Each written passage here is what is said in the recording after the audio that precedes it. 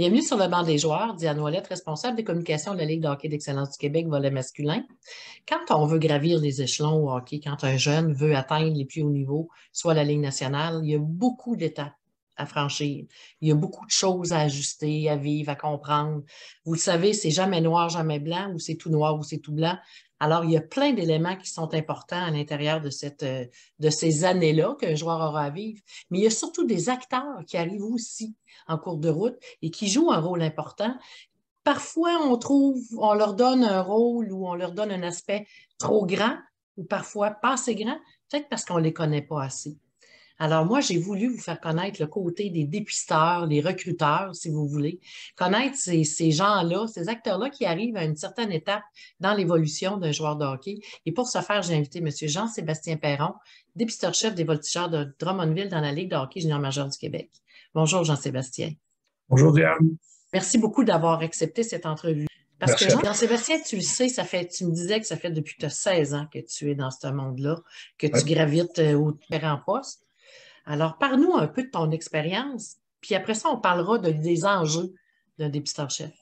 Ouais. Expérience, comme tu l'as mentionné, coaching depuis l'âge de 16 ans, mais si on parle côté dépistage, j'ai eu la chance de commencer très jeune aussi. J'avais 20 ans quand on m'a approché pour être dépisteur avec dans ce temps-là, ça s'appelait encore les Screaming Eagles du Cap-Breton.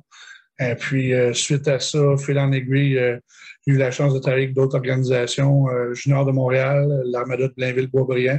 Puis maintenant, depuis la saison 2016-2017, comme tu l'as mentionné, avec les Voltigeurs de Drummondville. Donc, plusieurs années en arrière de la cravate, plusieurs matchs de hockey, plusieurs joueurs de hockey qu'on a eu la chance d'observer dans toutes ces années-là. Fait que toujours beaucoup de plaisir à aller à l'aréna encore. À quel moment vous arrivez? Un bel exemple avec ce qui vient de se passer le dernier week-end, en fin de semaine, avec le tournoi M15-3, c'est un bon exemple. On parle de jeunes de 15 ans dans l'année en cours.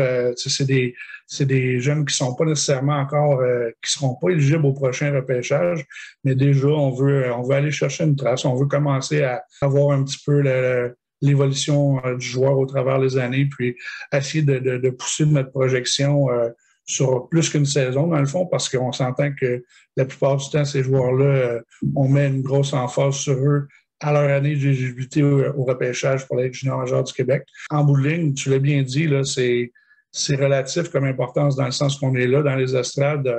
On va aller observer ces jeunes-là, on va essayer d'avoir le plus d'informations possible sur eux, mais en même temps, ils n'ont aucune espèce de contrôle sur le genre d'évaluation qu'on va faire. Là. Donc, il ne faut pas nécessairement attacher trop d'importance au fait qu'on est là et qu'on les observe. Souvent, les joueurs vont avoir tendance à peut-être vouloir se dénaturer un peu puis à vouloir faire des choses qui ne sont pas nécessairement leur façon de jouer dans leur force, si on veut. Et faire attention à ça, là, puis d'embarquer sur la patinoire pour profiter du moment présent. En quelque part, la donnée qui est souvent oubliée, c'est que ça va toujours demeurer un sport d'équipe. Donc, lorsqu'on se présente à l'aréna, oui, on va évaluer des joueurs, mais on va évaluer des joueurs dans ce qu'ils sont capables de faire pour faire en sorte d'aider l'équipe à performer le mieux possible. Puis, il y a plusieurs différentes façons de pouvoir aider l'équipe. Puis, en bout de ligne, ça ne sert pas à grand-chose pour le joueur de vouloir arriver, puis un petit peu, si tu veux, de prendre le spotlight, si tu me permets l'expression, puis de vouloir en faire trop pour vouloir attirer l'attention. C'est plus dans ces moments-là que tu vas être appelé à peut-être justement faire plus d'erreurs parce que tu vas vouloir prendre tout sur tes épaules puis essayer de faire la différence au lieu de plus prendre l'approche de vouloir faire une différence là, à travers le groupe. Quand vous dites là, que vous commencez, les dépisteurs, à faire la trace d'un joueur, c'est quoi la trace que vous cherchez? La première image que vous cherchez, c'est quoi? J'aime l'approche que tu prends parce que je veux pas parler pour toutes les autres. Là. Chacun, on regarde pas mal toutes les mêmes choses, mais on a une façon différente des fois de l'approcher. Mais moi, je sais qu'on aime partir avec une page blanche. Donc, je vais me présenter à l'aréna. Moi, ce qu'on va souvent observer en premier, c'est la qualité des décisions du joueur. On parle souvent de sens du hockey, mais c'est moi, pour nous autres, avec les voltigeurs, puis je sais que c'est la même chose pour la grande majorité des équipes. On va regarder la prise de décision avec la rondelle, sans la rondelle. Il y a beaucoup de ce que le joueur va prendre comme décision qui va influencer la suite des choses sur la glace.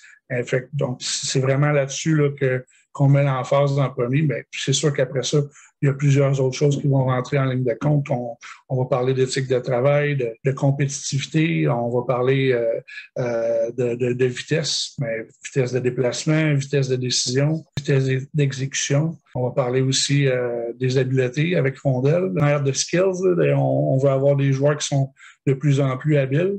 On va parler aussi d'implication physique, c'est beaucoup de choses qu'on va observer puis qu'on va aller chercher comme information.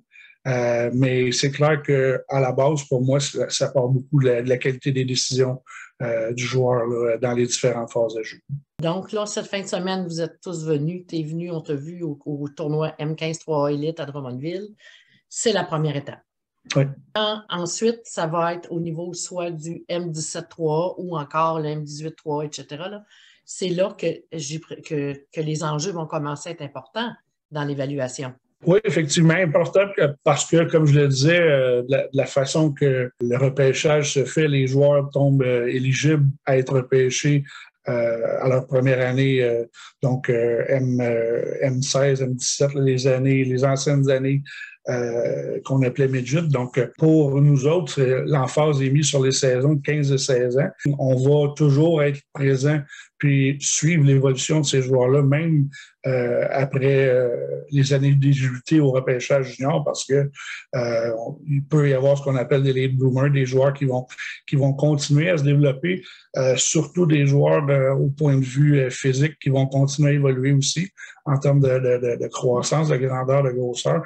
Donc, il y a plusieurs facteurs qui font en sorte que bon, oui, l'emphase est mise beaucoup sur ces 2 saisons-là d'éligibilité au repêchage, mais par la suite, on va continuer là, à suivre l'évolution pour s'assurer qu'on va, en bout de ligne, là, vraiment trouver les joueurs qui vont rendre les équipes les plus performantes possibles. Donc, à ce moment-là, quand vous arrivez dans la vie du joueur, là, en fin de semaine, moi, je suis un joueur de 15 ans, élite, je joue dans cette équipe, dans cette catégorie-là. Je le sais qu'il y a des dépisteurs qui ont été dans les estrades.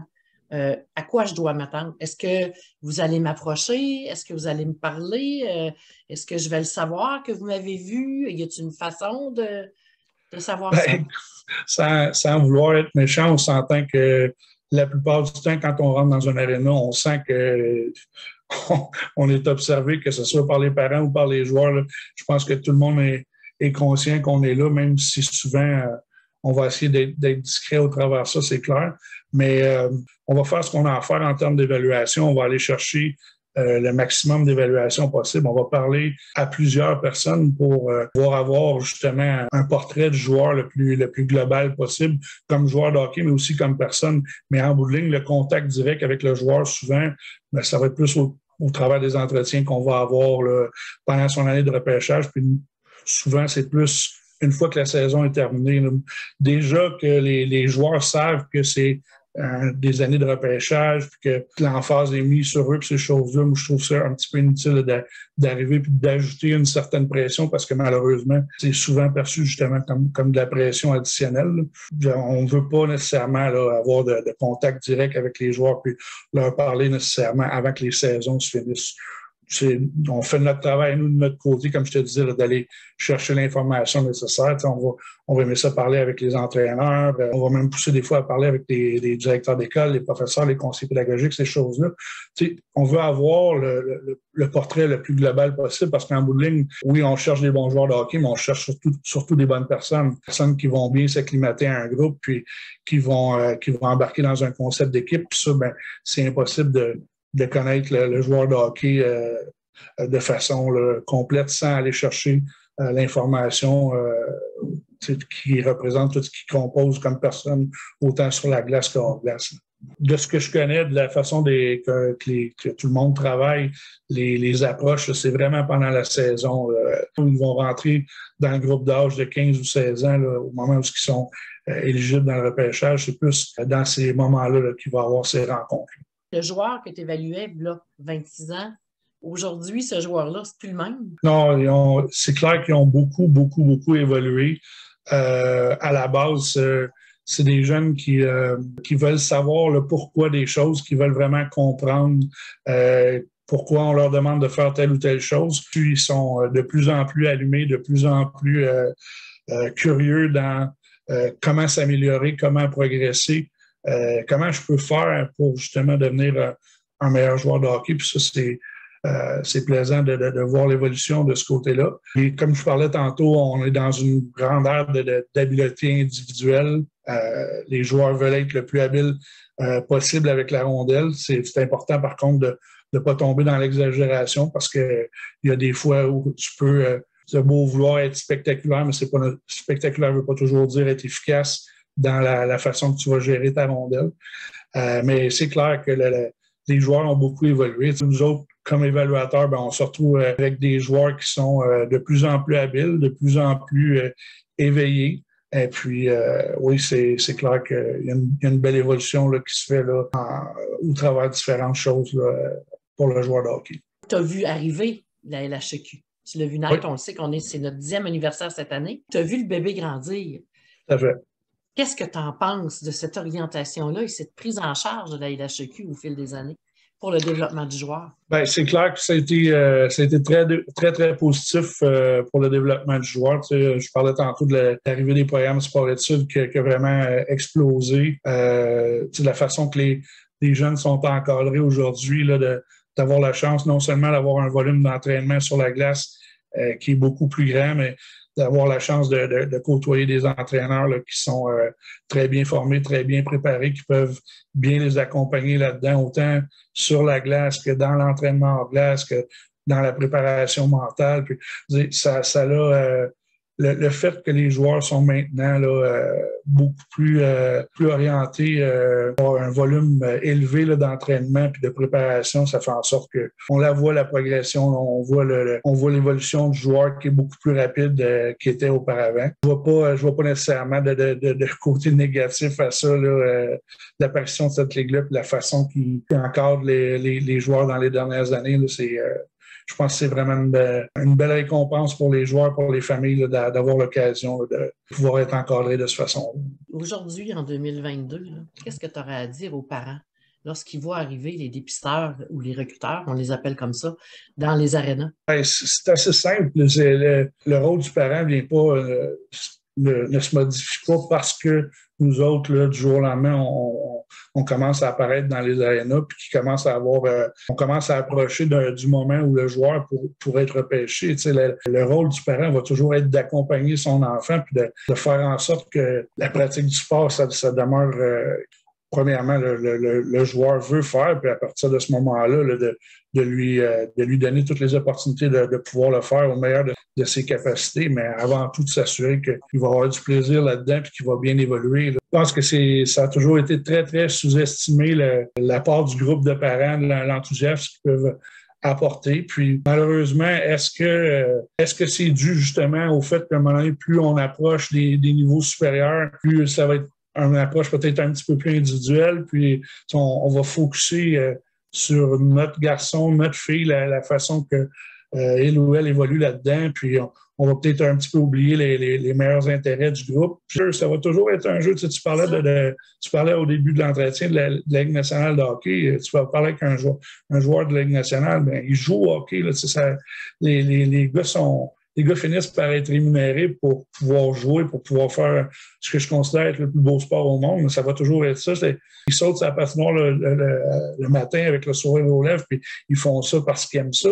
Et puis, à la base de tout, ça va toujours rester ça qui va faire en sorte que le joueur ou la joueuse va passer au travers différents obstacles, différentes épreuves. Puis, les parents, au travers de ça, ben, c'est de ne pas oublier justement de les accompagner, les joueuses là-dedans, et de profiter du moment présent.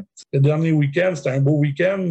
C'est une belle occasion de pouvoir voir comment l'équipe a progressé depuis le début de la saison, de se mesurer aux autres équipes du même calibre à travers la province. Et déjà là, ça devrait être festif. C'est gros. On y va seconde où ça part dans les estrades, puis qu'on sent que les parents embarquent dans le match, puis qu'ils sont positifs positifs, qui ils veulent encourager leur équipe, c'est rare que ça ne fait pas une différence. Les parents, les joueurs ont aucune espèce de contrôle sur le travail que nous, on a à faire dans les estrades. Peu importe comment le joueur va performer, peu importe ce qu'il va faire sur la patinoire, nous, on prend nos notes, on fait notre évaluation, on dresse le portrait du joueur.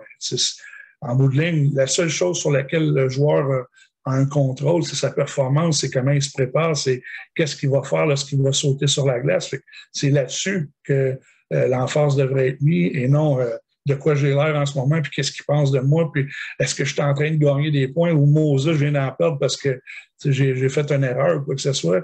Pendant ce temps-là, le joueur est en train carrément d'oublier de jouer. D'être dans le moment présent va justement te garder ton focus sur les bonnes choses, puis il n'y a pas de cachette à se faire. Nous, là, pourquoi on est là le plus souvent possible, c'est que un des gros indices qu'on veut aller chercher au travers de ce qu'on parlait tantôt, des différentes habiletés, c'est aussi et beaucoup la constance du joueur d'un match à l'autre, d'un week-end à l'autre, d'un mois à l'autre, d'une saison à l'autre. Tu ne peux pas arriver puis d'essayer de juste te présenter dans un week-end comme le dernier week-end puis dire, bon, ben là, en fin de semaine, ça va être plein de dépisteurs dans les estrades, il faut que je performe. Non, mais les joueurs qui vont aller chercher cette constance-là, ce désir-là de vouloir se dépasser présence après présence, match après match, ben, c'est souvent les joueurs qui vont finir par justement par attirer l'attention de la bonne façon.